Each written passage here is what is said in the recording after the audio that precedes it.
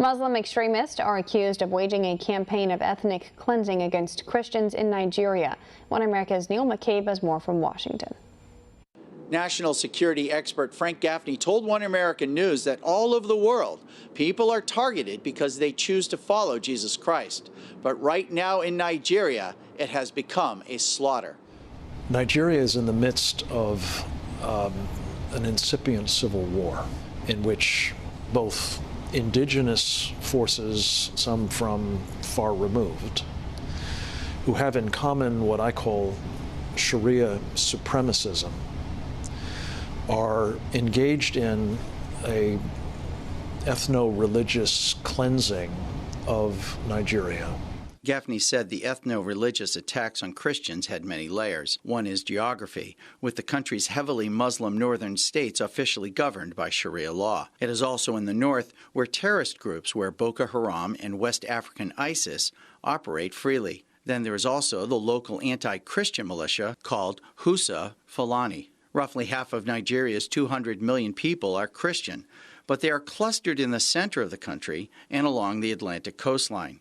These Christian regions are also where the oil and natural resources are located, meaning that the anti-Christian jihad is fueled by a quest to seize these riches. Gaffney said the humanitarian crisis for Christians can no longer be ignored. The trouble with this scenario is not only the bloodletting of innocent people simply because they follow Jesus Christ, but large numbers of those people will be fleeing the resultant mayhem. The graduate of Georgetown's Foreign Service School said the ongoing destruction of Nigerian Christians will go down as one of the worst genocides in history. We're witnessing a persecution of Christians on a scale that makes what Pol Pot and Hitler and Stalin and Mao did in their day combined pale by comparison. The human rights watchdog Open Doors USA ranked Nigeria as the 12th most hostile to Christians in their 2018 report. There was, quote, a seemingly constant violence, unquote, against Christians that so far this year has already cost hundreds of lives. Neil W. McCabe, One American News, Washington. Want to see more videos like this? Click on the link below and subscribe to One American News on YouTube. And call your cable provider and kindly demand that One American News is added to your lineup. Call and subscribe today.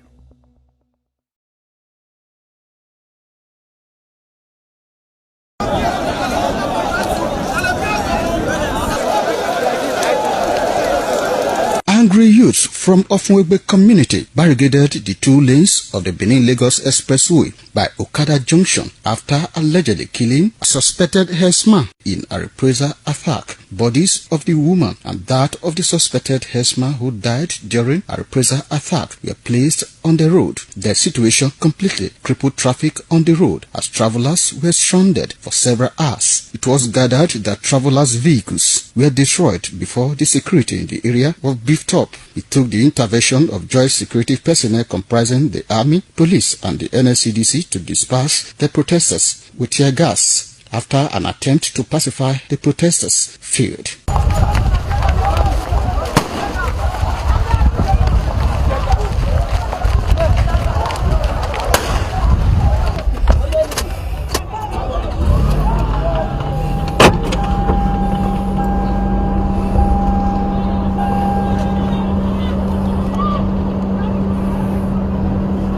Some of the protesters alleged that one of their own, who was harvesting crops in the farm, was allegedly raped and macheted to death by suspected herdsmen.